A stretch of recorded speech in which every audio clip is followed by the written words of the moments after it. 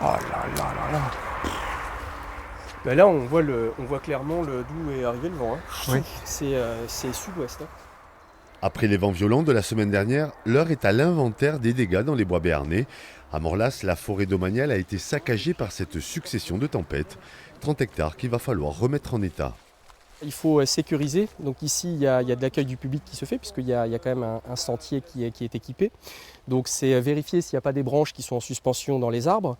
Donc c'est prévenir la commune pour qu'elle prenne un arrêté municipal. C'est aussi mettre de la rubalise dans les endroits qui peuvent être dangereux. On va continuer par là, tu vas voir l'ampleur de la tâche. Ces chaînes pédonculées se fragilisent dès que les vents soufflent à plus de 90 km/h.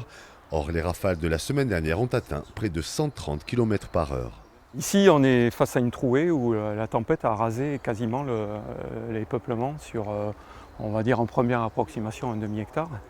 Et donc là, c'est la totalité des chênes qui vont devoir être exploitées vraisemblablement. Et on va devoir adapter le plan de gestion de la forêt de Morlas pour tenir compte de ce vide et préparer le renouvellement par une jeune génération. Ces arbres devront donc être vendus avant leur cycle normal de maturité, une perte économique pour la commune de Morlas. On comprend qu'il y a un effet de curiosité. Quand il y a des arbres partout, tout ça, c'est un peu sensationnel. Mais il faut vraiment éviter de venir se mettre en danger en forêt parce qu'il y a des branches qui ne sont pas complètement cassées. Elles restent en suspension dans les arbres et une branche qui est en suspension, on ne sait pas quand est-ce qu'elle va tomber. Un arrêté municipal interdisait déjà la forêt de Morlas aux promeneurs depuis la tempête du 12 novembre. Cette interdiction reste active jusqu'à nouvel ordre.